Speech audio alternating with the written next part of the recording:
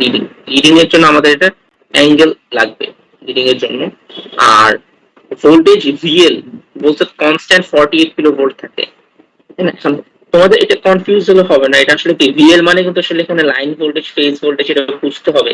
ভিএলটা এখানে লেবেল করা আছে কিভাবে একটু দেখো, এটা কি লাইন ভোল্টেজ নাকি ফেজ ভোল্টেজ এখানে যেভাবে লেবেল করা আছে এই সিস্টেমের জন্য এটা কি?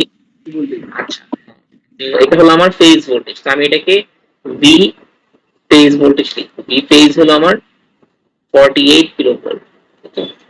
এই তোমার ইনফরমেশন দেওয়া, এখন তোমাকে যা যা বের করতে বলা হয়েছে প্রথমত লাইন কারেন্ট বের করতে বলা হয়েছে, তাই না?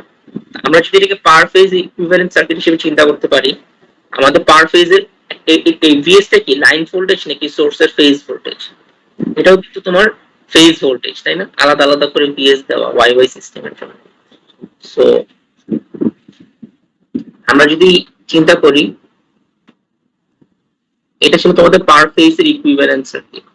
একটা ফেজ যদি চিন্তা করি আমরা, এটা হলো আমাদের লোড, আর ভ্যালু ছিল 1000, যে 500, আর এটা ছিল ভিএস। আর এখানে তোমাদের এই ভোল্টেজটা হলো কত 48 কিলো ভোল্ট। এখন তোমাদেরকে বলা হচ্ছে যে কারেন্ট বের করো, কিন্তু ইনফরমেশন গুলো যেভাবে দেওয়া মানে কি আমাকে পাওয়ার দিয়ে অ্যাকচুয়ালি আগাতে হবে, তাই না? কারণ পাওয়ার কি, যদি এটা এই পাওয়ারটা আসলে কি টোটাল সিঙ্গেল ফেজ নাকি থ্রি ফেজে, ঠিক আছে? এটা তোমাদের মাথায় রাখতে হবে। এটা কিন্তু তোমাদের একটা টোটাল পাওয়ার দেওয়া আছে, তাই না? যে আচ্ছা এটাকে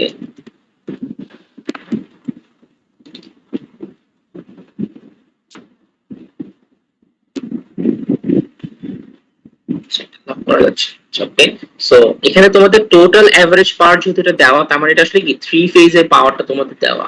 সো একটা ওয়ে হতে পারে তোমরা এটাকে 3 times V phase I phase cos theta হিসেবে চিন্তা করতে পারো, অথবা তোমরা যদি এটাকে ভাগ করে নাও 3 দিয়ে, তাহলে একটা ফেজের পাওয়ার নিবা V phase I phase cos theta. যেভাবেই করো এই 3 টা আসলে এদিকেও চলে আসতে পারে p/3, অথবা এখানে রাখতে পারো। সো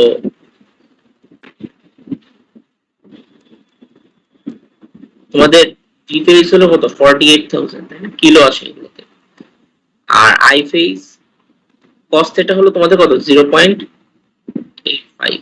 সেখান থেকে আমরা যে আই ফেজটা পাবো সেটা কিন্তু শুধুমাত্র ম্যাগনিটিউড পাবো এখান থেকে, এখান থেকে শুধুমাত্র ম্যাগনিটিউড পাবো। সেটা যদি সলভ করো তোমাদের কিছু একটা ভ্যালু আসবে,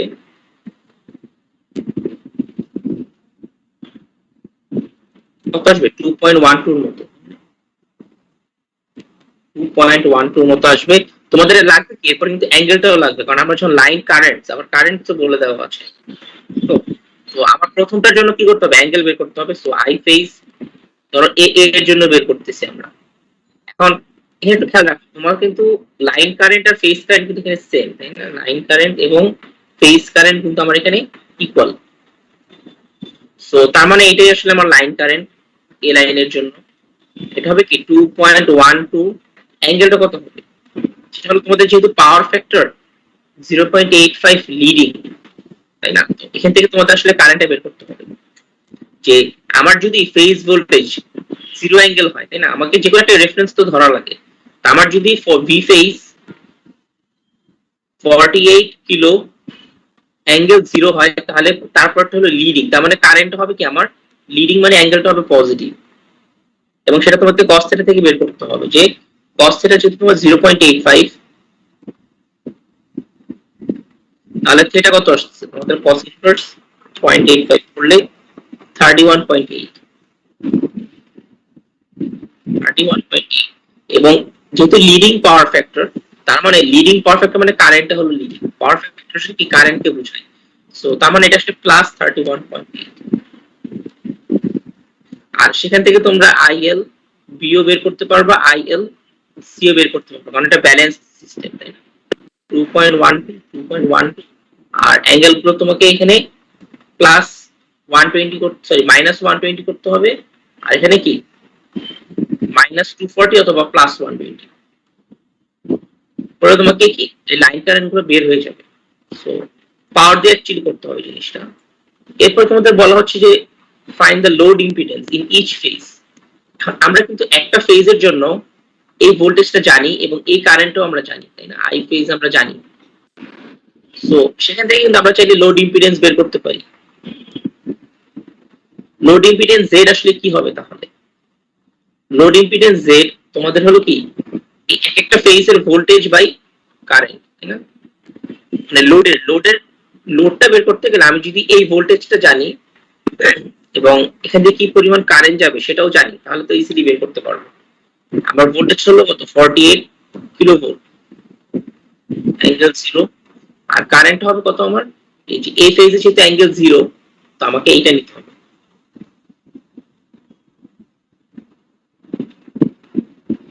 পরে যেটা পাবা সেটা হলো তোমার কি লোড ইম্পিডেন্স। এরপর বলা হচ্ছে সোর্স ভোল্টেজ ভিএস টা কত হবে। আমরা যদি পার ফেজ ইকুইভ্যালেন্ট সার্কিটটা দেখি, আমরা এখন কি ভিএস টা বের করতে পারবো না? দেখো আমরা কিন্তু এই কারেন্টটা জানি, সিরিজ কারেন্ট আমরা কিন্তু জানি অলরেডি। সো আমাদের যদি কেভিএল অ্যাপ্লাই করি তাহলে কি হবে? আমার ভিএস সমান এই ভোল্টেজ ড্রপ প্লাস এই ভোল্টেজ ড্রপ, তাই না?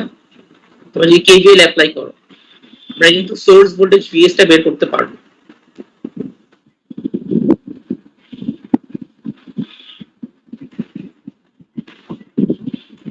আমাদেরকে সোর্স ভোল্টেজ ভিএস বের করতে বলা হচ্ছে।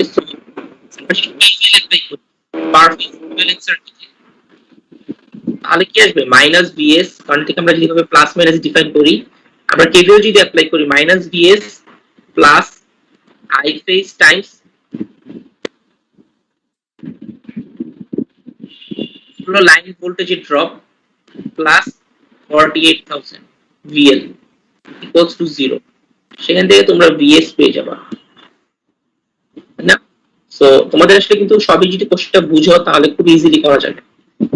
ফাইনালি হলো total complex power absorbed by the load. So part D তে আমাদেরকে কমপ্লেক্স পাওয়ার বের করতে বলা হচ্ছে, টোটালটা। কমপ্লেক্স পাওয়ার তো আমরা পি প্লাস জে কিউ ফর্মে লিখি, তাই না? তো পাওয়ার পরে আসছি। কমপ্লেক্স পাওয়ারের মধ্যে রিয়েল পাওয়ারও থাকবে আবার রিঅ্যাকটিভ পাওয়ারও থাকবে। এখন আমরা অলরেডি রিয়েল পাওয়ারটা জানি কত, এটা 260 কিলোওয়াট। আমাদেরকে জাস্ট রিঅ্যাকটিভ পাওয়ারটা বের করতে হবে। রিঅ্যাকটিভ পাওয়ার কেমনে বের করব আমরা? 3 B phase I phase cos theta কে যদি আমরা sin থিটা লিখতে পারি তাহলে কিন্তু আমাদের হয়ে যায়, তাই না?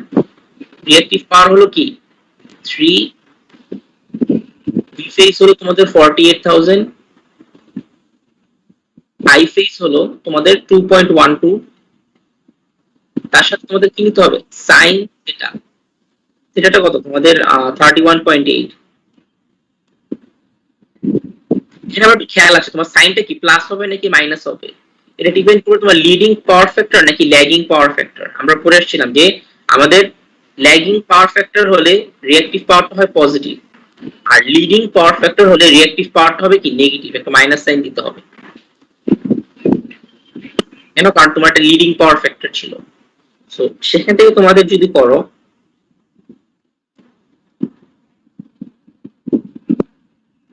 এটা হলো রাফলি 160.9 কিলোবারের মতো।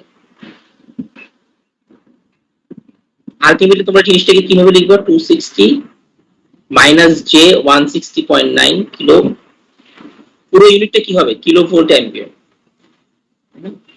তো একটু কঠিন এই ক্যালকুলেশন গুলো, তোমাদের হয়তো বইয়ে এভাবে করে ডিরেক্টলি এক্সাম্পল কোনো দেওয়া নেই, বাট তোমাদের বই আর কি সিম্পল ভাবেই দেওয়া, যে একটা ওয়াই ওয়াই বা ওয়াই ডেল্টা সিস্টেম, তোমাদের লাইন ভোল্টেজ বের করতে হবে, ফেজ ভোল্টেজ বের করতে হবে, বা লাইন কারেন্ট ফেজ কারেন্ট এসব বলা থাকে। বাট কোশ্চেন গুলো আসলে কিন্তু তোমরা দেখো এখানে যা যা বের করতে বলা হয়েছে সবই কিন্তু আসলে আমরা পার ফেজে বের করছি, তাই না? কারণ কোশ্চেন থেকে আসলে বুঝতে হবে লাইন কারেন্ট এখানে কি, এখানে লাইন কারেন্টই আমার ফেজ কারেন্ট। তো তোমাকে অ্যাকচুয়ালি যদি ফেজ কারেন্ট তোমরা বের করতে পারো পাওয়ার থেকে, লাইন কারেন্ট পেয়ে যাবে। লোড ইম্পিডেন্স একটা ফেজে, তো তোমরা যদি পার ফেজ ইকুইভ্যালেন্ট সার্কিট দেখো, প্রতিটা ফেজে কি লোড আছে সেটা তার ভোল্টেজ জানলে এবং তার ভিতর দিয়ে যে কারেন্টটা যাবে সেটা জানলে তুমি তার লোড ইম্পিডেন্স জানবা। তারপরে সোর্স ভোল্টেজ ভিএস ইচ ফেজে, এটা যখন পার ফেজ ইকুইভ্যালেন্ট সার্কিট যদি তাকাও কেভিএল অ্যাপ্লাই করলেই হয়ে যাচ্ছে। আর টোটাল কমপ্লেক্স পাওয়ার বের করার জন্য তোমাদেরকে একটা টোটাল রিঅ্যাকটিভ পাওয়ারটা বের করতে হবে, এটার সাইনটা ঠিকমতো বসাতে হবে, তারপর তোমরা টোটাল কমপ্লেক্স পাওয়ারটা পেয়ে যাবে। সো থ্রি ফেজ ক্যালকুলেশন আসলে দেখবা তো তোমাদের আরো মানে বইয়ের মতো হয়তো স্ট্রেট ফরওয়ার্ড আসতে পারে, নাও আসতে পারে, বাট অ্যাকচুয়ালি কিন্তু সবই তোমাদের যদি একটু বুঝে বুঝে করো সবই সলভ করা যাবে, কারণ আমরা এখন পর্যন্ত অনেক কিছুই দেখে আসছি। আমরা এসি সিস্টেমে পাওয়ার ক্যালকুলেশনস পারি, আমরা এখন আমাদের এই কেভিএল বিভিন্ন পার ফেজ ইকুইভ্যালেন্ট সার্কিট অ্যানালাইসিস করতে পারি। সো যদি একটু মানে কখনো যদি এরকম ডিফারেন্ট টাইপের কোশ্চেন পাও, একটু ঠান্ডা মাথায় তোমাদেরকে মানে প্রসিড করতে হবে প্রবলেমটা কি। আচ্ছা, কোশ্চেন 2টা অনেকে অনেক ভাবে করছো, কারোটা হয়তো রাইট, কারোটা পার্শিয়ালি রাইট। তারপর আমি দেখবো কি তোমাদের এখানে দেখি কোশ্চেনে কি বলা আছে, যে এখানে একটা ফেজার ডায়াগ্রাম আঁকতে বলা হচ্ছে ফর দ্য সার্কিট। এখানে দেখানো আছে labelling the source voltage VS এবং কারেন্ট। আমাকে এই ভিএস এবং এই কারেন্টের জন্য ফেজার ডায়াগ্রাম আঁকতে বলা হচ্ছে। সো ভিএস দেখা রেফারেন্স কাকে ধরবা, এখানে আসলে কিছুই বলা নেই, তাই না? তো অনেকে দেখছি যে আমি তোমাদের এই আইআরটাকে রেফারেন্স ধরেছি, এই কারেন্টটাকে, সেটা ধরলেও হবে, ঠিক আছে, আবার অন্যভাবে করলেও হবে। যেমন আমি যদি ভিএস এস রেফারেন্স ধরি, এটাও কিন্তু আমার জন্য কাজ করতে অনেক ইজি হয়। ভিএস কে রেফারেন্স ধরলে কি হবে, আমার ভিএস এর ভ্যালু কিন্তু 100 ভোল্ট, তার মানে এটা আসলে কি 100 অ্যাঙ্গেল 0। একটা জিনিস খেয়াল করো, তোমাদের সবগুলোরই কিন্তু ভ্যালু দেওয়া আছে, তোমরা চাইলে কিন্তু এগুলো বের করে ফেলতে পারো। একটা ওয়ে হলো তোমরা যদি অ্যানালিটিক্যালি করো যেভাবে তোমাদের শেখানো হয়েছে, আর একটা হলো তোমাদের যেহেতু ভ্যালু দেওয়া আছে তোমরা ক্যালকুলেট করে ফেজারটা বের করেই ফেলতে পারো চাইলে, তাই না? তো একটা ওয়ে হলো আমরা যদি ভিএস টাকে 100 অ্যাঙ্গেল 0 ধরি, তাহলে এইটা হবে আমার ভিএস 100 অ্যাঙ্গেল 0। এখন এই ভোল্টেজটাই কিন্তু আমার ক্যাপাসিটর ভোল্টেজ ভিসি, এবং এটা আমার এই আরএল ব্রাঞ্চের ভোল্টেজ ভিআরএল। ওকে, তো এটাকে আগে ধরি আমরা, যে আমরা যেহেতু ভিসি ভোল্টেজ জানি, ক্যাপাসিটরের কারেন্ট কি হবে, লিডিং হবে, ঠিক আছে, ক্যাপাসিটরের কারেন্টটা হবে লিডিং। সো এটা হলো আমার ক্যাপাসিটর কারেন্ট, আইসি 90 ডিগ্রি লিডিং, ঠিক আছে। আর আরএল ব্রাঞ্চে কারেন্টটা কি হবে, এখানে একটা কথা আছে, সেটা হলো তোমাদের যদি পুরোটা যদি একটা আর হতো তাহলে ভিএস এর সাথে আইআর ইন ফেজ আসতো, যদি এল হতো তাহলে ভিএস এর সাথে আইএল 90 ডিগ্রি ল্যাগিং হইতো, ঠিক আছে। আর এটা হলো একটা আরএল ব্রাঞ্চ, আরএল ব্রাঞ্চে আসলে তোমাদের পাওয়ার ফ্যাক্টর কি হয়, ল্যাগিং হবে, কিন্তু পুরোপুরি 90 ডিগ্রি না, ঠিক আছে, যেহেতু আরও আছে এবং এলও আছে, তার মানে তোমাদের আসলে কারেন্টটা এই ভোল্টেজে, তো এই ভিএস টাই তো আসলে এই ভোল্টেজটা, তাই না? তো এই ব্রাঞ্চের ভোল্টেজের থেকে এই ব্রাঞ্চের কারেন্ট কিছুটা ল্যাগিং হবে, কতটুকু ল্যাগিং সেটা আমরা জানি না, ক্যালকুলেট করে দেখতে হবে, বাট কিছুটা ল্যাগিং হবে এরকম। এবং দেখো যে এই পুরো ভোল্টেজ ড্রপটা আসলে কি দুইটা ভাগ, তাই না, একটা হলো কি ভিআর আর একটা হলো ভিএল, এই দুইটা যোগ করলে কিন্তু আবার ভিএস এর সমানই আসতে হবে। তাহলে এখানে তোমার দুইটা ভোল্টেজের যোগফল কিভাবে ভিএস এর সমান আসছে, প্রথমত আমরা দেখি, এটা তো আমার আইআর কারেন্টটা যেটা রেজিস্টারের ভিতর দিয়ে যাচ্ছে, রেজিস্টারের ভিতর দিয়ে গেলে এটাই আমার রেজিস্টারের ভোল্টেজ ভিআর হবে, তার সাথে ভিএল যোগ হবে, ঠিক আছে, ভিএল টা যোগ হবে, কিন্তু এমন ভাবে যোগ হবে যাতে আমার ভিএস এখানেই আসে। সো দেখো যে রেজিস্টারের কারেন্ট এবং ইন্ডাক্টরের কারেন্ট সেম, তার মানে এটাই আমার ইন্ডাক্টরের কারেন্ট। আর ইন্ডাক্টরের কারেন্টের রেসপেক্টে ইন্ডাক্টরের ভোল্টেজ কি হবে, 90 ডিগ্রি, বলো 90 ডিগ্রি হবে কি লিডিং, তাই না, এই 90 ডিগ্রি এখানে লিডিং হবে, হলো আমার ভিএল। তার মানে ভিআর যোগ ভিএল আসলে তোমাদের ভিএস পরিমাণই দিচ্ছে, যেটা ক্যাপাসিটরের ক্ষেত্রে এটা ভিএস, আবার আরএল ব্রাঞ্চের ক্ষেত্রে এটা ভিএস। সো এই ভিএস টা কিভাবে আসছে, তোমাদের VR plus VL. So VR টা আমরা হলো, যেহেতু প্রথমত তোমাদের ইম্পর্টেন্ট যেটা নোট করতে হবে সেটা হলো আরএল ব্রাঞ্চে কারেন্টটা হলো ল্যাগিং হবে, বাট পুরোপুরি 90 ডিগ্রি না, current will be lagging, but পুরোপুরি 90 ডিগ্রি কিন্তু অবশ্যই না, কারণ এটা আরও আছে আবার এলও আছে। আর তো চাবি ইন ফেজে রাখতে, কিন্তু এল আবার 90 ডিগ্রি ল্যাগিং, সো মাঝামাঝি কোন এক জায়গায় আসবে। সো এই কারেন্টটা হলো কিছুটা ল্যাগিং হবে, তার রেসপেক্টে রেজিস্টরের ভোল্টেজটা হবে ইন ফেজ, এবং যেহেতু এটাই আমার ইন্ডাক্টরের কারেন্ট, তার রেসপেক্টে 90 ডিগ্রি লিডিং হবে ইন্ডাক্টরের ভোল্টেজ, যাতে পুরোটাই আমার এরকম করে ভিএস এর সাথে মিলে যায়, তাহলে তোমার এই ফেজারটা আসলে এত বড় হবে, ভিআর ফেজারটা আসলে এত। তো তাহলে আমাদের এখন ফাইনালি লাগবে কি এই আইএল টা বের করতে হবে, তাই না, এই আইএল আই ওয়ান দিলাম, এটা এই আই ওয়ান টা বের করতে হবে আমাদের এখান থেকে, আরএল এবং মানে আইআর এবং আইসি যোগ করো। তো এটা কিভাবে পসিবল দেখো, আইআর এটা, আইসি এটা, তাহলে আমার এই দুইটা ভেক্টর, এই ভেক্টর এবং এই ভেক্টরকে যোগ করে বের করতে হবে। সো তোমরা চাইলে প্যারালেলোগ্রাম রুল করতে পারো বা যেভাবেই তোমরা শিখছো ভেক্টর অ্যাডিশন, তোমাদের হয়তো জিনিসটা এরকম কিছু একটা আসবে। বাট এখানে দেখো এটা, হ্যাঁ বলো। স্যার আপনি শেষ করেন স্যার, অসুবিধা নেই। হ্যাঁ, এখন অনেকেই তোমাদের এই আইআরটাকে তোমরা ইয়া ধরেছো, তাই না, রেফারেন্স ধরেছো। আমরা যদি ওটা দিয়ে করি, ধরো তোমরা এই আইআর টাকে আমরা রেফারেন্স ধরলাম, আইআর কে অ্যাঙ্গেল 0 ধরলাম, এটা হলো টেকিং আইআর এজ রেফারেন্স। এখানে লিখে দিই টেকিং আইআর এজ রেফারেন্স। ওকে, তো আমরা এটাকে যদি রেফারেন্স ধরি, তো আইআর এটা হলে আমার এটাও আমার ভিআর হবে, তাই না, এটাও আমার ভিআর হবে। এবং যেহেতু এটাই আমার ইন্ডাক্টরের কারেন্ট, তার মানে ইন্ডাক্টরের ভোল্টেজটা আমার ইন্ডাক্টরের কারেন্ট থেকে 90 ডিগ্রি লিডিং হবে এখানে কোন এক জায়গায়, এটা হবে আমার ভিএল। এবং এই পুরোটাকে যোগ করলে আমরা পাবো কি, ভিএস পাবো। এই পুরোটাকে যোগ করলে আমরা এই ব্রাঞ্চের ভোল্টেজটা পাবো, কারণ আমরা আইআর থেকে আই ভিআর বের করতেছি, আবার সেখান থেকে ভিএল টাও নিচ্ছি, দুটাকে যোগ করলে আমরা এই ভিএস সোর্স ভোল্টেজ পাবো। আচ্ছা, এতটুকু পর্যন্ত তোমাদের ঠিক আছে, অনেকেই এতটুকু পর্যন্ত করতে পারছো। এরপরে তোমাদের আইসিটা লাগবে আমার। যেহেতু আমরা ভিএস টা জানি, এই ব্রাঞ্চের ভোল্টেজ আর এই ব্রাঞ্চের ভোল্টেজ তো সেম, তার রেসপেক্টে আইসি কারেন্টটা কি হবে, 90 ডিগ্রি লিডিং, কারণ ক্যাপাসিটরের ভোল্টেজ থেকে ক্যাপাসিটরের কারেন্ট হয় 90 ডিগ্রি লিডিং। সো এইটা হলো তোমাদের আইসি 90 ডিগ্রি লিডিং। এখন এই আইআর এবং আইসি যোগফল হলো তোমাকে আই দিবে। সো এখানেও তোমরা চাইলে ওই প্যারালেলোগ্রাম রুল অ্যাপ্লাই করতে পারো। এই রুলটা অ্যাপ্লাই করে তোমরা দেখবা যে এইখানে তোমাদের কারেন্ট ইয়াটা চলে আসছে। বা দুই ভাবেই করলে এতটুকু পর্যন্ত পুরোটা ঠিক আছে, তোমাদের এটাও রাইট এটাও রাইট।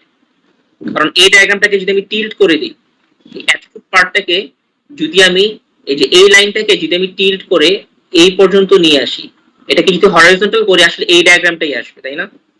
সো দুইজনেরটাই রাইট, যারা যেইভাবেই করো দুইটাই রাইট। বাট একটা জিনিস তোমরা যদি মিস আউট করো, এখানে তোমাদের একটা মানে ঝামেলা দেওয়া ছিল। ঝামেলাটা যদি ধরতে পারো খুবই ভালো, না ধরতে পারলে সমস্যা নেই, তোমাদেরকে আমি 90% মার্ক দিব বা 95% যদি তোমরা এতটুকু পর্যন্ত করতে পারো। বাট আসল ঝামেলাটা হলো তোমাদের দেখো, এই যে সোর্স ভোল্টেজ এবং সোর্স কারেন্ট, এই যে সোর্স ভোল্টেজ ভিএস এবং সোর্স কারেন্ট আইএস, তাদের মধ্যে কিন্তু কারেন্টের লিডিং চলে আসছে ভোল্টেজের তুলনায়, তাই না? এখানেও লিডিং চলে আসছে, এখানেও কিন্তু সোর্স ভোল্টেজের তুলনায় সোর্স কারেন্ট আমার লিডিং চলে আসছে। বাট অ্যাকচুয়ালি কি সেটা লিডিং হবে, সেটা হলো কোশ্চেন। তোমাদের ভ্যালু দেওয়া আছে, তোমরা চাইলে ভ্যালু বসায় ক্যালকুলেট করতে পারো। আমরা যদি ভিএস কে রেফারেন্স নেই, তাহলে আমার ভিএস কত হবে, 100 অ্যাঙ্গেল 0, তাই না? এটা আমার 100 অ্যাঙ্গেল 0, তো আমরা কি এটা হলো আমার এই ফেজটা 100 অ্যাঙ্গেল 0। এখন আমরা আইটা বের করব। আই বের করার আগে আমাকে দেখো এই আইআর এবং আইসি বের করতে। আমরা কিন্তু ইম্পিডেন্স গুলো জানি, আমরা Z1 নিচ্ছি কত, Z1 হলো আমার 18 প্লাস Z1 টা হচ্ছে 18 প্লাস কি হবে 0.5 হেনরি, বা তোমাদের ফ্রিকোয়েন্সি দেওয়া আছে, তাহলে J 2 পাই f, তাই না?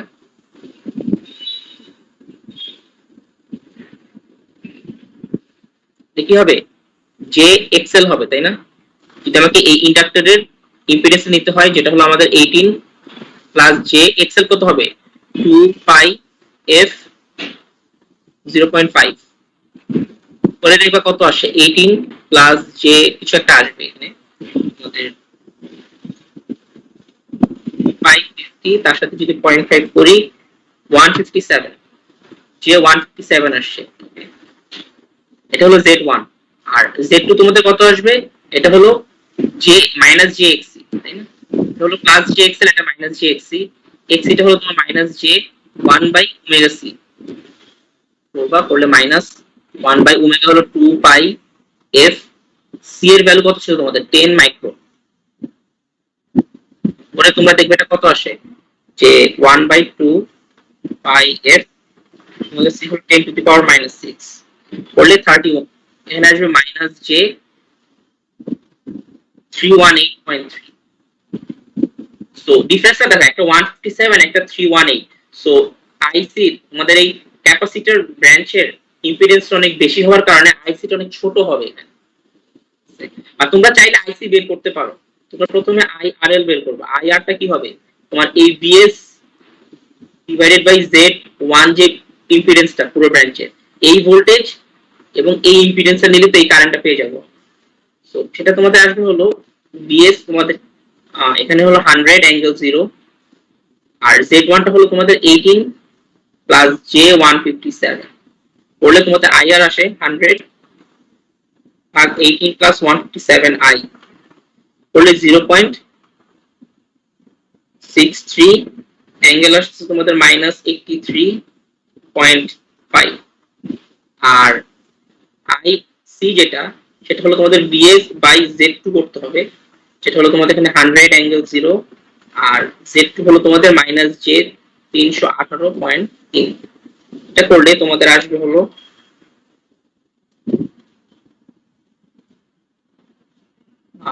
এটা আসবে তোমাদের 0.314 অ্যাঙ্গেলটা হলো 90। আর লাস্ট যে আই টোটাল আই ওয়ান বলছি সেটা হলো দুইটার যোগফল। এটা করলে তোমাদের আসছে কত দেখো যে 0.6 অ্যাঙ্গেল -83.5 করে দিলে তোমাদের 0.32 অ্যাঙ্গেলটা আসবে তোমাদের -77। সো এখান থেকে তোমাদের কিন্তু এই ফেজার গুলাই আঁকতে হবে, এই ফেজারটাকে আঁকতে হবে, এই আইআর ফেজারটাকে আঁকতে হবে, আইসি ফেজারটাকে আঁকতে হবে, এবং ফাইনালি সেখান থেকে তোমাদের টোটাল আই ফেজারটাকে আঁকতে হবে, তাই না? এখন দেখো এই ভিএস টা তোমাদের কত ছিল? এই 100 অ্যাঙ্গেল 0 এটা ছিল তোমাদের ভিএস। আর তার সাথে তোমাদের আইআর যেটা আইআর ছিল কত? 0.63 মাইনাস 83। তো অ্যাঙ্গেলটা আসলে অনেক বড়, এই অ্যাঙ্গেলটা আসলে অনেক বড়, এটা হলো 0.63, অ্যাঙ্গেলটা কত? -83।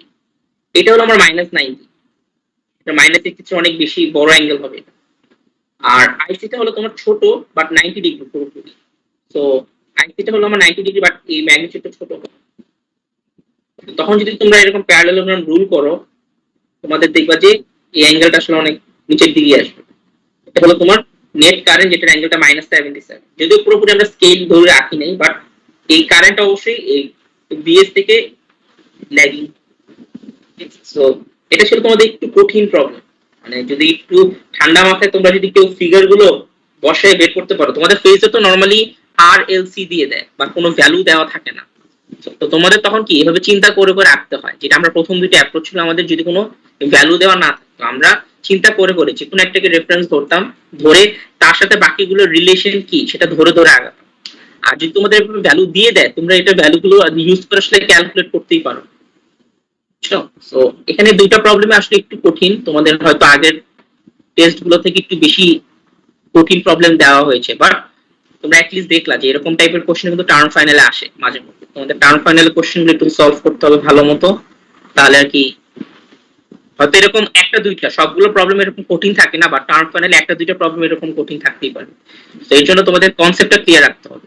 পুরো জিনিসটা আসলে কনসেপচুয়াল, যে তোমাদের হয়তো পুরোপুরি বইয়ের মতো আসে নাই, বাট একটু কনসেপ্ট খাটাতে হবে। আচ্ছা, কার কোনো কোশ্চেন আছে এই দুইটা ম্যাথ রিলেটেড?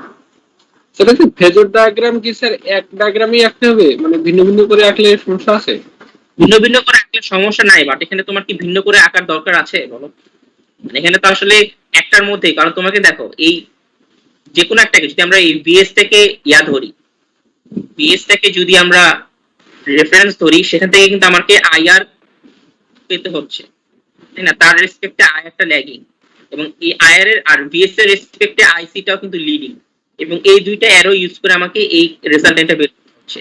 অথবা তোমরা যদি এই ডায়াগ্রামে আসো, আমার আইআরটাকে যদি আমরা লিডিং ধরি, আইআর এর রেসপেক্টে আমার ভিএল 90 ডিগ্রি লিডিং এবং বিএস টা হলো তার রেজাল্টেন্ট, এবং তার রেসপেক্টে ক্যাপাসিটর কারেন্টটা হলো আমার 90 ডিগ্রি লিডিং। সো এই কয়টা জিনিস আসলে লাগবেই তোমার, এটা কি তোমার আলাদা আলাদা ডায়াগ্রামে আঁকা একটু কঠিন, তাই না? বা তোমরা যদি দুইটা ডায়াগ্রাম দাও এই জিনিসটাকে ইনফরমেশনটাকে ঠিক রেখে, তাহলেও চলবে, তো সমস্যা নেই। আচ্ছা, আমরা যদি কারো কোনো ফার্দার কোশ্চেন না থাকে তাহলে আমরা হয়তো এগুলো প্র্যাকটিস কোথা থেকে তাহলে এই দ্বিতীয় ম্যাথ করার ক্ষেত্রে আগে ম্যাথ করে তারপরে ফেজর ডায়াগ্রাম আঁকাবো। যদি তোমাদের এরকম দেওয়া থাকে যে তোমাদের যদি ভ্যালু দেওয়া থাকে, তোমাদের অবশ্যই ক্যালকুলেট করে তোমরা মিলাতে পারো। যে প্রথমত তোমরা হয়তো অ্যানালিটিক্যালি করবা যেভাবে তোমাদের শেখানো হয়েছে, এরপরে তোমাদের হয়তো ভ্যালুগুলো নর্মালি দেওয়া থাকে না, আমি তোমাদেরকে ভ্যালুগুলো দিয়েছিলাম সুবিধার্থে, বাট তোমরা হয়তো অনেকে ইউজই করো না এই ভ্যালুগুলো, আসলে তোমাদের ধরতে পারো না যে আসলে ভ্যালুগুলো ইউজ করা যায় চাইলে। আচ্ছা, আর প্র্যাকটিসের ব্যাপারে আসলে আমি বলবো যে তোমাদের প্রথমে বই থেকে সিম্পল বা কনভেনশনাল ম্যাথ গুলো করো, এরপরে টার্ম ফাইনালের কোশ্চেনটা দেখতে পারো। টার্ম ফাইনালে কিন্তু তোমাদের মানে এক দুটা কোশ্চেন এরকম কঠিন থাকে, ঠিক আছে? সো এই জন্য আমি তোমাদেরকে ক্লাস টেস্টে একটু কঠিন কোশ্চেন, মানে এই ক্লাস টেস্টে একটু বেশি কঠিন দেওয়া হয়েছিল, যাতে তোমরা অ্যাটলিস্ট বুঝতে পারো যে এরকম দুই একটা প্রবলেম টার্ম ফাইনালে কঠিন আসতে পারে। আচ্ছা, বাট তোমাদের ওভারঅল ফেজার ডায়াগ্রামের ম্যাথ গুলা কোন বইয়ে থেকে প্র্যাকটিস করবো? এটা আসলে বইয়ে তেমন খুব একটা নাই, তোমাদের টার্ম ফাইনালের কোশ্চেন দেখতে হবে। ফেজার ডায়াগ্রামের এরকম অনেক, প্রতি বছরেই ফেজার ডায়াগ্রাম আঁকতে দেয়, ঠিক আছে? সো তোমাদের হয়তো সেগুলো বই থেকে প্র্যাকটিস করতে হবে, অথবা ফেজার ডায়াগ্রাম তোমরা অনলাইনেও খুঁজতে পারো, বিভিন্ন ম্যাটেরিয়াল থাকতে পারে, ঠিক আছে? তো ফেজার ডায়াগ্রাম বইয়ে পাই নাই আমরা। বইয়ে না থাকলে তাহলে তোমাদেরকে একটু খুঁজতে হবে অনলাইনে, ঠিক আছে? এছাড়া তোমরা আরেকটা বইয়ের নাম আমি বলতে পারি, এটা তোমাদের আমি হয়তো আপডেট দিয়ে দিব, ঠিক আছে? তোমাদেরকে একটা বইয়ের নাম দিয়ে দিব, সেখানে হয়তো ফেজার ডায়াগ্রাম আছে, সেই বইটা থেকে একটু প্র্যাকটিস করতে পারো, ঠিক আছে? আমি তোমাদের ক্লাসের শেষে তোমাদেরকে আমি টিমসে একটা বইয়ের নাম দিয়ে দিব, সেখানে হয়তো ফেজার ডায়াগ্রাম আছে, আমি আগে দেখিনি, যদি থাকে তাহলে সেখান থেকে একটু প্র্যাকটিস করতে পারো। আচ্ছা, আমরা একটু ট্রান্সফরমারে যাব, কারণ আমাদের বলেছিলাম আজকে ফুল ক্লাস যদি ট্রান্সফরমার করাতাম তাহলে শেষ হয়ে যেত, হয়তো আরেকটু বাকি থাকবে ট্রান্সফরমার নিয়ে। আচ্ছা, সো স্ক্রিনটা শেয়ার করছি।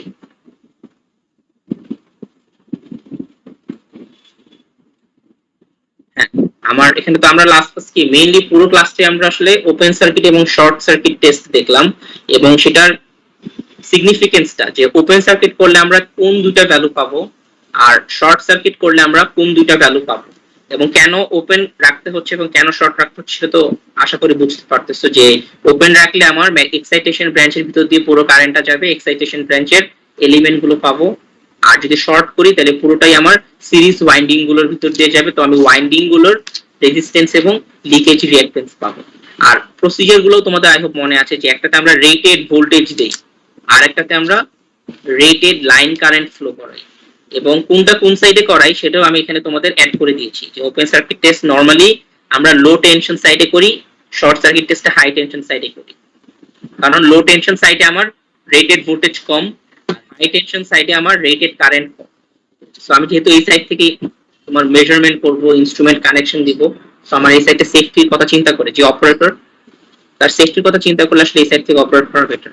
এরপর একটা ক্যালকুলেশন আমরা দেখেছিলাম, যেখানে তোমাদের একটা টেবিল আকারে রিডিং গুলো দেওয়া থাকে, সেখান থেকে আমাকে বুঝে নিতে হয় যে কোন সাইডে আসলে টেস্টটা করা হয়েছে, এবং সেখান থেকে আমাকে কোন সাইডে রেফার্ড হয়ে ভ্যালুটা বের হবে সেটা।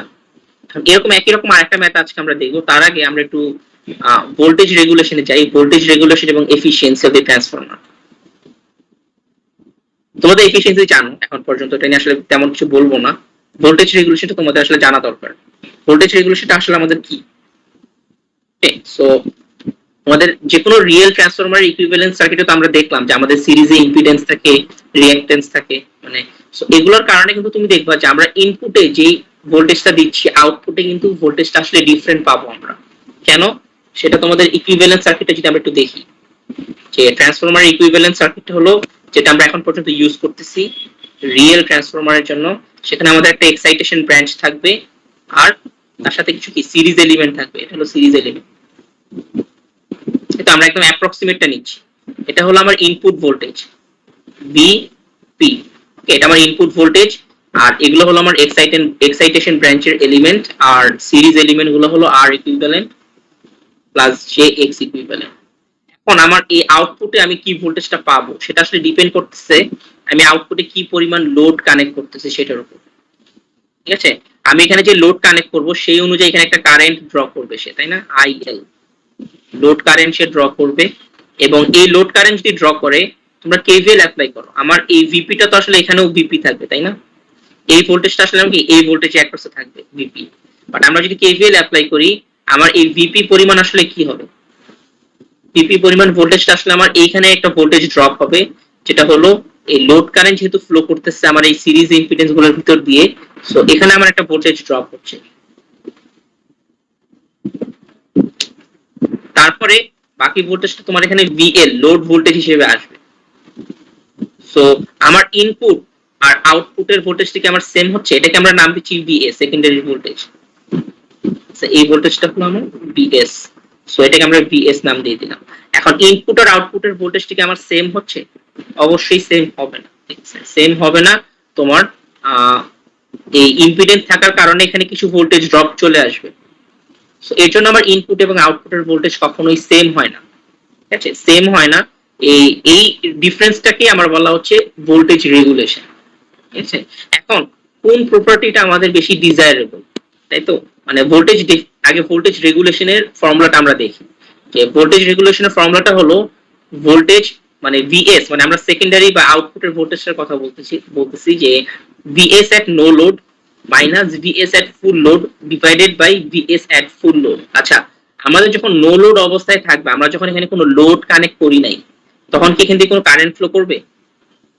কোনো কারেন্ট ফ্লো করা উচিত না, তাই না? আমরা যদি কোনো লোড কানেক্ট না করে দিই, এখানে কোনো লোড কানেক্ট না করলে আমাদের এখান থেকে কোনো কারেন্ট আসলে ফ্লো করা উচিত না।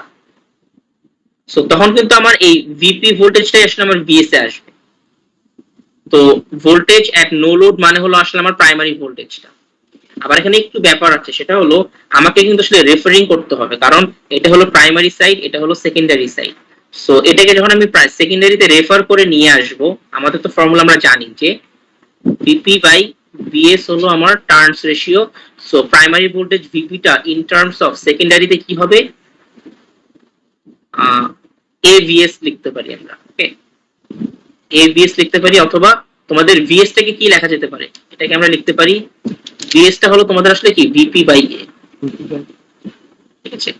ভিএস হলো তোমাদের আসলে ভিপি বাই এ। সো আমাদের এই ভোল্টেজটা যখন আমরা রেফার করে এইদিকে নিয়ে আসব, তখন এই ভোল্টেজটা হলো আসলে কত? ভিপি বাই এ, এই ভোল্টেজটা। আর এখানে হলো ভিএস পরিমাণ, মাঝখানে হয়তো কিছু ভোল্টেজ ড্রপ হবে যদি কারেন্ট চলে যায়। তো দেখবা যে নো লোড অবস্থায় যেহেতু আমাদের কোনো কারেন্ট ফ্লো করে না, সো নো লোড ভোল্টেজটাকে আমরা আসলে ভিপি বাই এ লিখতে পারি, ঠিক আছে? আমরা ধরো নো লোড মানে যখন কারেন্ট ফ্লো করতেছে না, তখন এই ভোল্টেজটাই আসলে আমার এখানে চলে আসবে। সো এই ভোল্টেজটা আসলে কি রেফার করে নিয়ে আসলাম সেকেন্ডারি সাইডে VP by A, okay?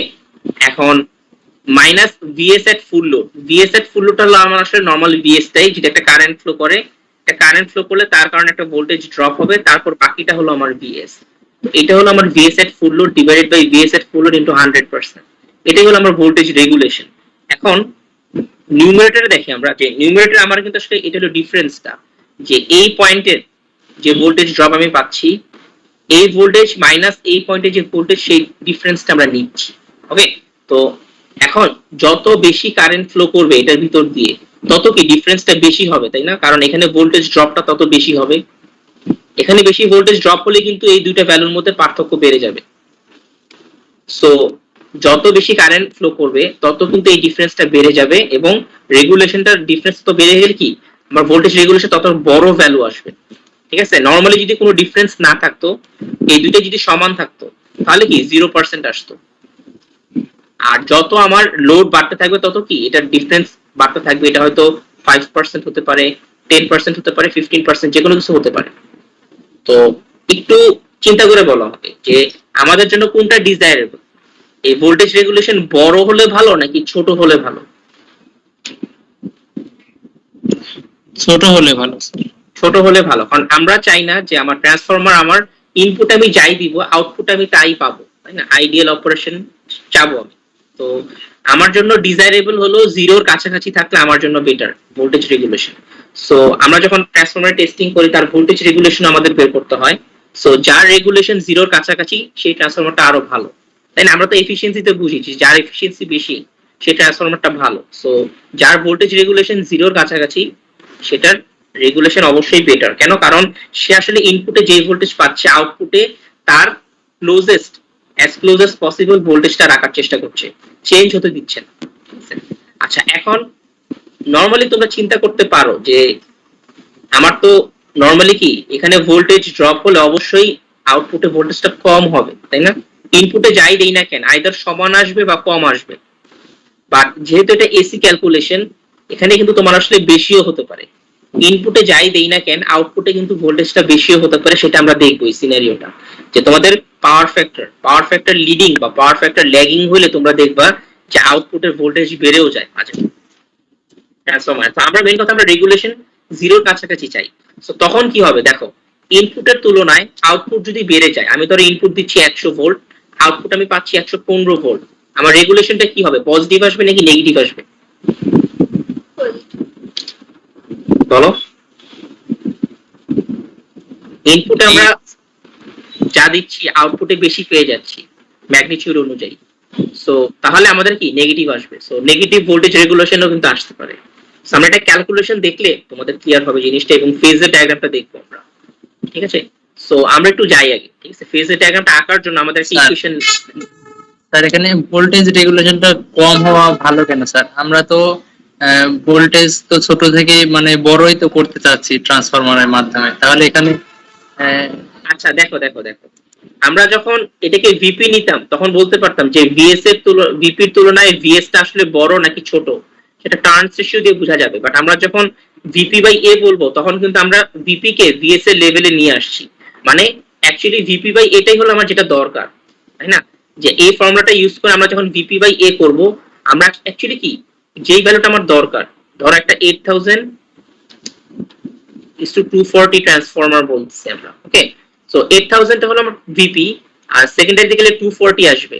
So VP by এটাই কিন্তু আসলে আমার 240, মানে এটা আমার দরকার, বাট অ্যাকচুয়ালি আমরা এটা পাবো না, আমরা একটু ডিফারেন্ট ভ্যালু পাবো, ঠিক আছে? সো তোমাদের যখন আমরা এই নো লোড ভোল্টেজটা প্রাইমারিটাকে রেফার করে সেকেন্ডারিতে নিয়ে আসতেছি, আমরা কিন্তু অ্যাকচুয়ালি সেটার ডিজায়ার্ড ভ্যালুটাই লিখছি এখানে ভিপি বাই এ, মানে সেই ভ্যালুটাই আমার দরকার, বুঝেছো? সো এর জন্য তোমাদের আসলে মানে ভিপি বাই এটা তোমরা যেটা বলছো যে আমাদের তো আসলে ট্রান্সফরমার দিয়ে আমরা ডিফারেন্ট ভোল্টেজই চাচ্ছি, ডিফারেন্ট ভোল্টেজ, বাট যেটা আমাদের অ্যাকচুয়ালি ডিজায়ার্ড সেটা কিন্তু আসলে ভিপি বাই এ। আর ভিএস টা হলো আমার যেটা অ্যাকচুয়ালি আমরা না পেয়ে ডিফারেন্ট একটা ভ্যালু যেটা পাচ্ছি ফুল লোড দেওয়ার পরে সেটা। সো এটা তোমাদের আসলে ক্যালকুলেশন দেখলে একটু ক্লিয়ার হবে। সো আচ্ছা, এখানে আমরা তাহলে একটু যাই যে আমাদের ফেজার ডায়াগ্রামটা আগে দেখতে হবে, যে আমাদের ওই কেসে আমরা দেখবো যে কিভাবে ইনপুটের রেসপেক্টে আউটপুটের ভোল্টেজটা বেড়েও যেতে পারে। সো সেটা দেখার জন্য আমাদেরকে একটু ইকুইভ্যালেন্স সার্কিটটা লাগবে এবং তার একটা এক্সপ্রেশন লাগবে যেটা ধরে আমরা ফেজার ডায়াগ্রামটা আঁকবো। সো এত পর্যন্ত আমরা বুঝতেছি যে এখানে আসলে তোমার একটা ইকুইভ্যালেন্স সার্কিট আঁকা, যেখানে আমার ভ্যালু গুলো আসলে তোমার রেফার টু দা সেকেন্ডারি, তাই না? কারণ প্রাইমারি সাইডে ভিপি বাই এ দেওয়া, এ আইপি দেওয়া, সো এগুলো আসলে কি সেকেন্ডারিতে রেফার করে নিয়ে আসা হচ্ছে। So usually the effect of the excitation ব্রাঞ্চটাকে আমরা ইগনোর করতে পারি, কারণ এখানে আমরা যে কেভিএলটা লিখবো সেখানে আসলে কি এক্সাইটেশন ব্রাঞ্চের এফেক্ট আসবে না, কারণ এই ভিপি বাই এটা আসলে কি এই ভোল্টেজটা, তাই না? আমরা যখন কেভিএল অ্যাপ্লাই করব আমরা তো এই ভোল্টেজটা কি মাইনাস ভিপি বাই এ নিব, প্লাস এই জিনিসটা লিখবো। সো এখানে আমরা দেখো যখন আমরা ফেজার ডায়াগ্রাম আঁকবো আমরা কাউকে রেফারেন্স ধরতে হবে। সো রেফারেন্সটা কি আসলে, রেফারেন্সটা তখন আমাদের এই ভিএস টা, এটাকে আমরা রেফারেন্স ধরে আঁকবো। সোর্স ভোল্টেজ যে আউটপুটের ভোল্টেজ ভিএস টাকে আমরা রেফারেন্স ধরবো, তাহলে বাকিগুলোর অ্যাঙ্গেল আসবে, তাই না? এটা যদি অ্যাঙ্গেল 0 হয় বাকিগুলোর অ্যাঙ্গেল প্লাস মাইনাস কিছু একটা আসবে। এখন এখানে যদি আমরা কেভিএল অ্যাপ্লাই করি, কেভিএল অ্যাপ্লাই করলে আমরা কিন্তু এই ইকুয়েশনটা পাবো যে আমার এই ভোল্টেজটা হলো কি minus VP by A, minus VP by A plus তোমাদের ধরো এই কারেন্ট হলো আমার কি আইএস, তাই না? এই যে আইএস লেভেল করা আছে, plus IS times R equivalent plus J X equivalent, তার সাথে প্লাস হলো ভিএস সোর্স ভোল্টেজ মানে output voltage VS equals to হচ্ছে তোমাদের কত 0, তাই না? এটাই তোমার কেভিএল। এই আমি যদি এখান থেকে শুরু করে এই পর্যন্ত কেভিএল অ্যাপ্লাই করি, তো সেখান থেকে আমরা কিন্তু এই এক্সপ্রেশনটা পাই যে ভিপি বাই এ সমান VS plus R equivalent IS plus J X equivalent IS, মানে তোমাদের এটাকে মাল্টিপ্লাই করে দিচ্ছি। আমরা এটাকে যদি একটু নেক্সট লাইনে লিখি, তোমাদের ভিপি বাই এ সমান হচ্ছে তোমাদের VS plus IS R equivalent plus IS J আসবে এখানে একটা এক্স ইকুইভ্যালেন্ট, ওকে? সো আমাকে যদি পুরো ফেজের ডায়াগ্রামটা আঁকতে হয় আমরা এটাকে রেফারেন্স ধরবো, আর এই দুইটা ফেজের আমাদেরকে আঁকতে হবে, তারপরে তিনটা ফেজের যোগফল আমরা ভিপি বাই এ বের করতে পারবো। সেখান থেকে আমাদের বোঝা যাবে যে ইনপুট আর আউটপুটের ভোল্টেজ, এটা হলো আমার ইনপুটের ভোল্টেজ, এটা হলো আমার আউটপুটের ভোল্টেজ, সেম হচ্ছে নাকি ডিফারেন্ট, এটা হলো আমার ইনপুটের ভোল্টেজ, এটা হলো আমার আউটপুটের ভোল্টেজ। সো ফেজার ডায়াগ্রামটা তোমরা মাত্র পরীক্ষা দিয়ে আসছো, তো তোমাদের এখন অনেক ইজিলি তোমাদের এই জিনিসটা গ্র্যাব করতে পারার কথা যখন আমি এটা আঁকবো। ওকে স্যার এখানে আইএস কে রেফারেন্স ধরে ফেজার ডায়াগ্রাম আঁকা যায় না? আঁকা যায়, বাট বইয়ে তোমাদেরকে ভিএস কে ধরে এঁকেছে। সো তোমরা আইএস কে, আমি বললাম তো যে কোনো একটাকে রেফারেন্স ধরা যায়, বাট তখন তোমাদের বইয়ের সাথে দেখবে ডায়াগ্রামটা মিলতেছে না, হয়তো একটু রোটেট করতে হবে, তাই না? তো এখানে তোমরা দেখবে যে বইয়ে যখন রেফারেন্স মানে ফেজার ডায়াগ্রাম এঁকেছে, আমাদের এই ফেজ ভোল্টেজ বা আউটপুটের যে ভিএস সেকেন্ডারি যে আউটপুট ভোল্টেজটা, সেটাকে আমার 0 ডিগ্রি ধরে এঁকেছে। তোমরা চাইলে আইএস টাকেও ধরে করতে পারো, সমস্যা নেই। এখন আমরা একটু দেখি কিভাবে আঁকবো আমরা। প্রথমত আমরা যদি ভিএস টাকে রেফারেন্স ধরি, তাহলে এটার অ্যাঙ্গেলটা কি হবে, আমার 0 হবে। এটা হলো আমার ভিএস টা হলো সেকেন্ডারির আউটপুট ভোল্টেজ, অ্যাঙ্গেল ভিএস। এখন আমাকে বলো যে এই যে কারেন্টটা আইএস যেটা যাচ্ছে, আমরা তো এই ভিএস টা পেলাম, ভিএস এর পর এখন আমাকে এই দুইটা ফেজে আঁকতে হবে। এই দুটো ফেজের আঁকার আগে আমরা কি দেখবো, আগে কারেন্ট দেখবো, তাই না? কারেন্ট দেখলে তো আমরা তার রেজিস্ট্যান্সের জন্য কিরকম ভোল্টেজ ড্রপ হবে আর রিঅ্যাকট্যান্সের জন্য কিরকম ভোল্টেজ ড্রপ হবে সেটা আমরা বুঝতে পারবো। সো এভাবে চিন্তা করো, এই ভিএস এর রেসপেক্টে যে কারেন্টটা ফ্লো করবে, এটা কি ইন ফেজ আসবে, লিডিং আসবে নাকি ল্যাগিং আসবে? এখানে কি এলিমেন্টের ভিতরে পাস হচ্ছে বলো? একটা রেজিস্টর, একটা ইন্ডাক্টর, তাই না? আরএল ল্যাগিং আসবে স্যার। ল্যাগিং, এবং ল্যাগিংটা কি পুরো 90 ডিগ্রি ল্যাগিং নাকি মাঝখানের কোন একটা ইন্টারমিডিয়েট অ্যাঙ্গেল হবে? ইন্টারমিডিয়েট কোন অ্যাঙ্গেল স্যার? যেহেতু এটা আরএল, শুধু এল হলে আমার 90 ডিগ্রি আসতো পুরো ল্যাগিং, আর যেহেতু আরএল, এটা 0 থেকে 90 এর মধ্যে যে কোনো একটা ভ্যালু আসবে। সো আমরা ধরে নিচ্ছি যে আমার কারেন্টটা আসলে এরকম আইএস। ওকে, সো এখন আমরা যদি কারেন্টটা জানি, আইএস আমার ল্যাগিং একটা কারেন্ট নিচ্ছি আমরা। সো এরপর আমার আগে কি বের করবো আমরা? রেজিস্টরের ভোল্টেজ ড্রপ, আইএস এর সাথে রেজিস্ট্যান্স মাল্টিপ্লাই করলে ইন ফেজ একটা ভোল্টেজ ড্রপ আসবে এরকম। এটা হলো আমার মানে এই ভোল্টেজ ড্রপটা আইএস আর ইকুইভ্যালেন্ট। আচ্ছা, এই ডায়াগ্রামটা একটু পরে আছে তোমাদের, তো একটু ভালো মতো দেখতে পারবা। আর এর পরেরটা কি হবে? তো এটাকে আমরা হেড টু টেল রাখতে চাচ্ছি যে ভিএস এর পর আমার এটা হলো এই ভোল্টেজ ড্রপটা, যেটা হলো আমার আইএস আর ইকুইভ্যালেন্ট এস। আর তার সাথে আমার এবার কি, তার সাথে কি হবে বলো? এই একই কারেন্ট, তাই না? আইএস এর ডিরেকশন তো এটাই, তো ইন্ডাক্টরের কারেন্টের ডিরেকশনটাও এটা, তাহলে ইন্ডাক্টরের ভোল্টেজ কি হবে? তার রেসপেক্টে 90 ডিগ্রি লিডিং, তাই না? এখন কত বড় হবে এটাকে আমরা আপাতত এতটুকু বড় নিলাম, ঠিক আছে? এটা হলো আমার J Times x equivalent is, এটা হলো আমাদের সেকেন্ড পার্টটা। সো এটা হলো এটা থেকে এটা রেসপেক্টে যে ইন্ডাক্টরের কারেন্টের রেসপেক্টে 90 ডিগ্রি লিডিং। এখন আমার যদি ইয়া বের করতে হয় ভিপি বাই এ, সেটা হলো কি, প্রথমে হলো ভিএস ফেজার, তারপরে হলো আইএস আর ইকুইভ্যালেন্ট এস, আর তারপর হলো তোমার J X equivalent is. So এখান থেকে এই পর্যন্ত এইটা হলো তোমার ফেজার ডায়াগ্রাম। এইটা হলো যখন আমরা কারেন্টটাকে ল্যাগিং ধরে নিচ্ছি, ঠিক আছে? একটা case, this is one scenario, এরকম আরো দুইটা সিনারিও পসিবল। সো আমরা একটু যাই ডায়াগ্রামটা, ঠিক আছে? দেখি, এটা হলো ফর দ্য কেস যখন আমরা দেখলাম যে কেস 1 যখন আমরা আইএস হলো ল্যাগিং।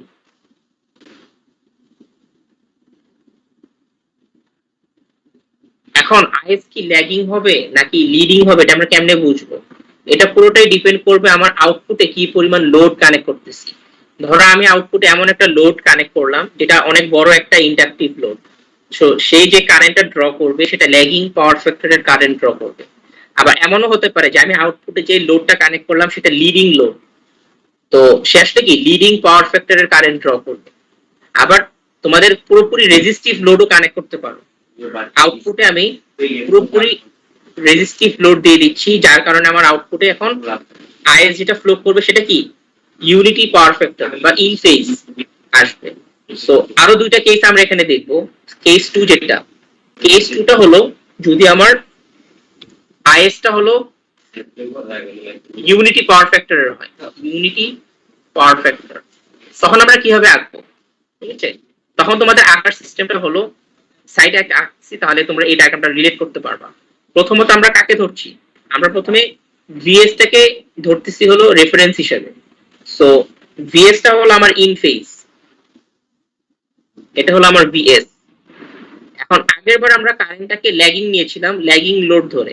এখন আমরা ধরতেছি কারেন্টটা হলো ইউনিটি লোড বা রেজিস্টিভ লোড, তাহলে আইএস টা কি হবে? ইন ফেজ আসবে, ঠিক আছে? এইটা হলো আমার আইএস, কারেন্ট এখন ইন ফেজ উইথ ভিএস। তার মানে তোমাদের যে এই ভেক্টরটা আইএস আর ইকুইভ্যালেন্ট এস, সেটা আসলে কি তোমার এটার সাথে ইন ফেজ আসবে, is R equivalent S.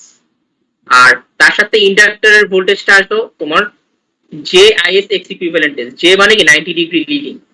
So এখানে তোমাদের 90 ডিগ্রি, এটার সাথে রেসপেক্টে 90 ডিগ্রি এখানে আসবে, জে আইএস এক্স ইকুইভ্যালেন্ট। এখন তিনটা ফেজার ধরো, এই যে VS phasor, IS R equivalent S phasor আর এ ফেজার, এই তিনটাকে যোগফল করলে আমরা এখান থেকে এখানে আঁকতে পারবো। এটা হলো আমার ভিপি বাই এ। দেখো তো এই ডায়াগ্রামটা এটার সাথে মিলেছে নাকি?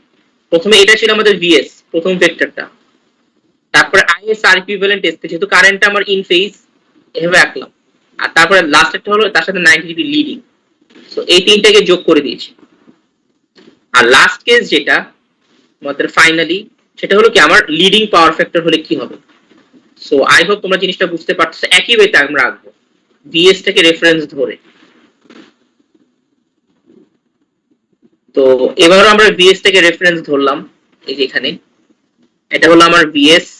কারেন্টটা আসলে কি, এবার কারেন্টটা থার্ড কেস আমাদের লিডিং পাওয়ার ফ্যাক্টর। লিডিং হলে এই কারেন্ট আইএস টা আমার আসলে কি লিডিং হচ্ছে, তার মানে আইএস তে আর এর ভোল্টেজটা কি হবে? একই ডিরেকশনে হবে, আর তার রেসপেক্টে 90 ডিগ্রি লিডিং হচ্ছে আমার এখানে। স্যার এখানে আইএস টা 90 ডিগ্রি লিডিং কেন হবে না স্যার?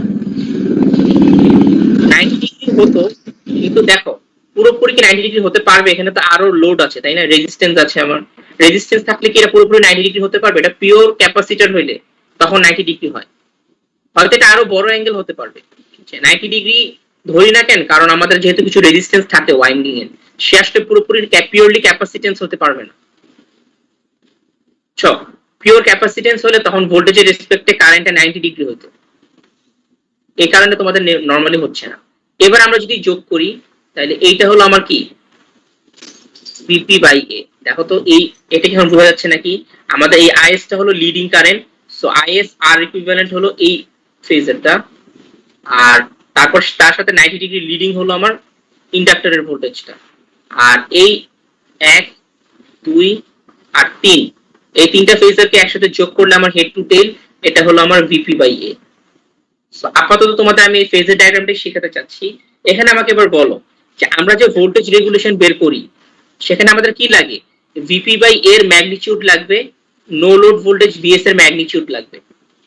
প্রথম কেসটা আসি আমরা, আমার এটা হলো ভিএস, এই ম্যাগনিটিউডটা কি বড় নাকি ভিপি বাই এর ম্যাগনিটিউডটা বড়?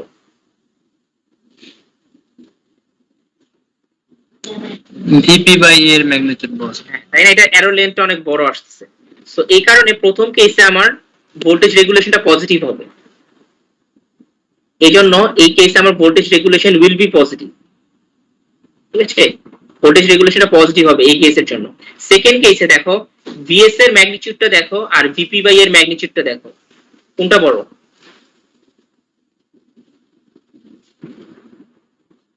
দেখে বোঝা যাচ্ছে যে ভিপি বাই এর ম্যাগনিটিউডটা বড়, তাই না? সো এখানেও আমার ভোল্টেজ রেগুলেশনটা পজিটিভ আসবে। বাট লাস্ট কেসে যখন লিডিং পাওয়ার ফ্যাক্টর, তখন ভিএস এর ম্যাগনিটিউডটা দেখো এবং ভিপি এর ম্যাগনিটিউড দেখো। আমাকে বলো এই অ্যারোটা যদি আমরা এখানে নিয়ে আসি, এখানে কোন এক জায়গায় আসবে, তাই না? সো লেন্থ ওয়াইজ আমার কিন্তু ভিপি বাই এটা ছোট, এই লেন্থটা অবশ্যই কি এটার থেকে ছোট। দ্যাট মিন্স তোমার এই কেসে আমার পাওয়ার ফ্যাক্টরটা নেগেটিভ আসবে, লেস দেন 0। সো সেটাই তোমাদের বলতে চাচ্ছিলাম যে আমার ভোল্টেজ রেগুলেশন মাঝে মধ্যে নেগেটিভ হয়, সেটা শুধুমাত্র লিডিং পাওয়ার ফ্যাক্টর হলে। শুধুমাত্র লিডিং পাওয়ার ফ্যাক্টর হলে তখনই একমাত্র আমার ভোল্টেজ রেগুলেশন নেগেটিভ হবে। ইউনিটি পাওয়ার ফ্যাক্টর হলেও পজিটিভ, আবার ল্যাগিং পাওয়ার ফ্যাক্টর হলে আরো বড় পজিটিভ হবে, কারণ এই কেসে ডিফারেন্সটা আরো বড়। এই কেসের তুলনায়। সো এগুলোর জন্য তোমাদের পরে একটা ক্যালকুলেশন আছে, এটা আমরা আগামী দিন দেখবো, আজকে হয়তো দেখা সম্ভব হবে না। ঠিক আছে, তোমাদের আজকে একটু ভালো মতো ভোল্টেজ রেগুলেশনটাই দেখালাম। নেক্সট দিন আমরা এফিসিয়েন্সি এবং একটা ক্যালকুলেশন দেখবো। তারপর আমাদের একটা নতুন লাস্ট টপিক, আমরা আপাতত ইন্ডাকশন মোটরটা তোমাদের এখানে কভার করছি না, বাট তোমাদের ইলেকট্রিক্যাল ওয়্যারিং এটা তোমাদের জন্য খুবই ইম্পর্টেন্ট, কারণ তোমাদের তো সিভিল ড্রয়িং শিখে আসছো, তাই না? সিভিল ড্রয়িং তো তোমাদের শেখানো হয়েছে নাকি, বলো? জি স্যার। ফার্স্ট সেমিস্টারে যেহেতু সিভিল ড্রয়িং শিখছো, এটার আরেক স্টেপ সিভিল ড্রয়িং তোমরা আবার শিখবা। বাট এবার আর তোমাদের সিভিল ড্রয়িং মানে বিল্ডিং টিল্ডিং আঁকা লাগবে না, তোমাদেরকে ফ্লোর প্ল্যান দিয়ে দেওয়া হবে, তোমরা সেখানে ওয়্যারিং করবা। কারণ ইলেকট্রিক্যাল এই কোর্সটার পার্ট হলো তোমাদের ফ্লোর প্ল্যান ধরে ধরে ওয়্যারিং শেখানো। তো সেটা আমরা নেক্সট ক্লাসে একটু প্রিভিউ দেখবো আর কি। হয়তো সেটা আমাদের সাকসেসিভ আরো 3-4টা ক্লাস লাগবে সেটা শেষ করতে, বাট এটা খুবই মজার একটা জিনিস এবং তোমাদের জন্য খুবই মানে ইম্পর্টেন্ট একটা জিনিস। কারণ তোমরা যেহেতু সিভিল ইঞ্জিনিয়ারিং পড়বা, তোমরা জানতেছো বিল্ডিং বা বিল্ডিং এর কোন জায়গায় পাইপ বসবে, ওয়্যারিং টানবে, সেটা তোমাদের জানা দরকার। যদিও এটা ইলেকট্রিক্যাল ইঞ্জিনিয়ারদের কাজ, বাট তোমরা অ্যাটলিস্ট জানলা যে হ্যাঁ এটার ভিতর দিয়ে এদিক দিয়ে এইভাবে ওয়্যারিং টানা উচিত, কারণ আমরা পড়ে আসছিলাম এভাবে। ঠিক আছে, সো এই জিনিসগুলো তোমাদের প্র্যাকটিক্যাল লাইফের সাথে পুরোপুরি মিলে যাবে। সো সামনের ক্লাসগুলো আরো ইন্টারেস্টিং হবে, সবাই চেষ্টা করবা যাতে মনোযোগ দিয়ে শিখো, কারণ সেটার জন্য আসলে আলাদা করে কোনো লেকচার পাওয়া যায় না। আমরা একটা মানে আমাদের আরেক স্যার নেই এই কোর্সটা, সেখান থেকে আমি কিছু কন্টেন্ট নিব। আপাতত আমি তোমাদের এখানে সিলেবাসটা মানে ক্লাসটা শেষ করতে চাচ্ছি। ঠিক আছে, স্যার একটা কোয়েশ্চেন ছিল, আমাদের কি অ্যাসাইনমেন্ট নেবেন?